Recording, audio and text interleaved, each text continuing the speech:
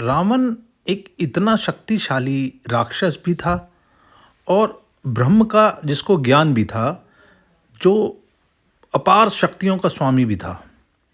परंतु इतना सब कुछ होने के बावजूद, इतना ज्ञान होने के बावजूद, वो सभी वेदों का ज्ञाता भी था। उसके बावजूद भी उसे हनुमान जी से ज़्यादा हनुमान जी की पूंछ से डर लगता था। हनुमान जी की पूंछ की तो ऐसी व्याथा है कि उन्होंने पूरी लंका में हाहाकार मचा दिया था, पूरी लंका को जला डाला। और लंका के हर कोने पे, हर चौराहे पे अगर चर्चा है तो हनुमान जी की पूंछ की। अब इधर हनुमान जी की व्याख्या जो भी हो रही है, उससे प्रभु श्री राम की सेना में खूब चारों तरफ खुशियाँ ही खुशियाँ मनाई जा रही हैं। अब जब खुशियाँ मनाई जा रही हैं तो रावण ने अपनी सेना तैयार की और चारों तरफ से चहुमुखी सेना तैयार करके चारों तरफ से आक्रमण करने के लिए आदेश दे दिया। अब जब आदेश दे दिया और सेना चल पड़ी, जब सेना चल पड़ी तो प्रभु राम के जो दूत थे वो भी गुप्तचर उन्होंने सूचना दी कि ऐसे ऐसे सेना आ रही है। अब सेना ने आक्रमण किया तो देखा चारों तरफ से सेना आ रही है। अब कैसे बचा जाए, इस बात की युक्ति निकाल रहे थे।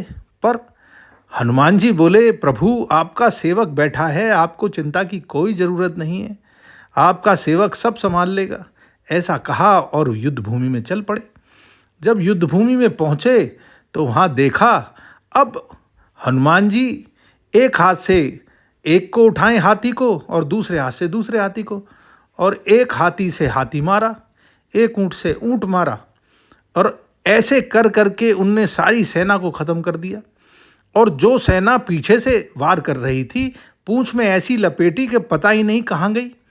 अब चारों तरफ सिर्फ लोगों को दिखाई दिया, हनुमान जी चारों तरफ भ्रमण कर रहे हैं और जैसे तैसे सारी सेना का संहार हो गया।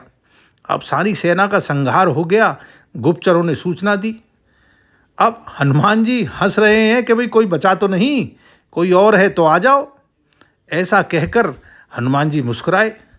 अब पहुँचे रावण के पास गुप्तचर, और गुप्तचरों ने बोला कि हे महाराज, सारी सेना खत्म हो गई। रावण बोले, तुमको लड़ना नहीं आता, ऐसे कैसे खत्म हो गई?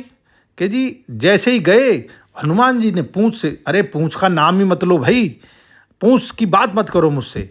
तो बोले, प्रभु ऐसे चारों तरफ से आक्रमण करने के बाद कोई और तो आया ही नहीं, केवल हनुमान जी आए और हनुमान जी ने सबको पछाड़ दिया। तो बोले कि पीछे से आक्रमण करते के? बोले, महाराज जो आगे वाले थे वो तो 5-10 मिनट टिके भी, परंतु जो पीछे वाले थे वो तो मिनटों में ही गायब हो गए, उनका तो पता ही नहीं लगा कहाँ गए। अरे पीछे क्या था, पीछे हनुमान जी की पूंछ का तो पता ही नहीं कहाँ से शुरू होती है कहाँ से ख़त्म होती है। ऐसा बांधा और सभी को फेंक दिया। अब रावण ने सर पे हाथ मारा कि मैंने भी किसको मारने के लिए अपनी सेना भेज दी।